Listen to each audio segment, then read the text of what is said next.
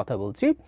বাংলাদেশও যেহেতু এই ট্যারিফের মধ্যে আছে, কি হতে যাচ্ছে বাংলাদেশের অবস্থা এবং বিশেষ করে আমেরিকার ট্যারিফ বাংলাদেশে কতটা বিপদ তৈরি করতে পারে? আমরা সবচেয়ে বেশি ভয় পাই, কারণ হলো বাংলাদেশ আমেরিকার সাথে বাংলাদেশের পক্ষে ট্রেড ডেফিসিট আছে। যেমন ভারত এবং চায়নার ক্ষেত্রে নেগেটিভ ট্রেড আমাদের সাথে আছে, মানে আমরা প্রচুর আমদানি করি, তুলনায় রপ্তানি করি অনেক কম।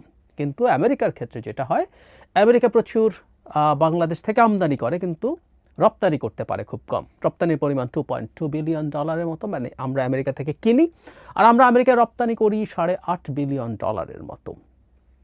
আমরা এতদিন ট্যাক্স দিতাম 15.5 বা 15.6 to be precise percentage tax দিয়েই আমাদের পণ্য আমেরিকাতে গেছে। আমাদের নিশ্চয়ই মনে আছে, আমাদের কিছু কিছু পণ্যে জিএসপি ছিল, সেটা রানা প্লাজার পর জিএসপি বাতিল হয়। আমাদের গার্মেন্টে কিন্তু কোনোদিন জিএসপি ছিল না, গার্মেন্ট সবসময়